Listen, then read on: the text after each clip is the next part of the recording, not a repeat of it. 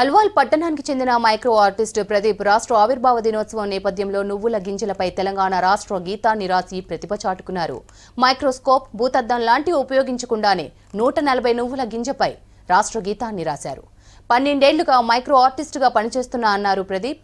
Revanth Reddy PCC అధ్యక్షుడిగా నియమితులైన సమయంలోనూ రాగి ఆకుపై రేవంత్ రెడ్డి ఫోటో చెక్కారు. తనలాంటి కళాకారులను రాష్ట్ర ప్రభుత్వం గుర్తించి ప్రోత్సహించాలని ప్రభుత్వానికి విజ్ఞప్తి చేశారు ప్రదీప్.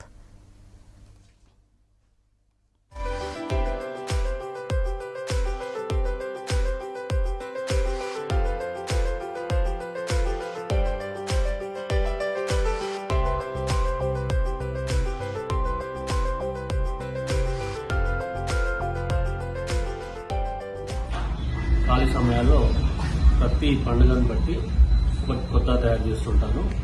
ఆకుల పైన కానీ, నువ్వుల గింజల పైన కానీ, ఆవాల పైన కానీ ఇలాంటి కొత్త ధనంతో నేను జరిగేటివి, జరగబోయేటివి పండుగలను బట్టి ఆ సందర్భాన్ని బట్టి వాటిని చిత్రీకరిస్తున్నాను.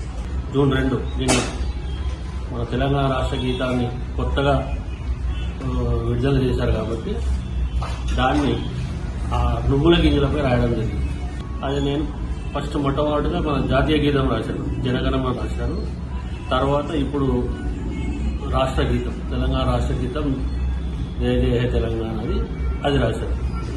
ఈ తెలంగాణ జయ జయ తెలంగాణ రాయడానికి నాకు 3 గంటల సమయం పట్టింది.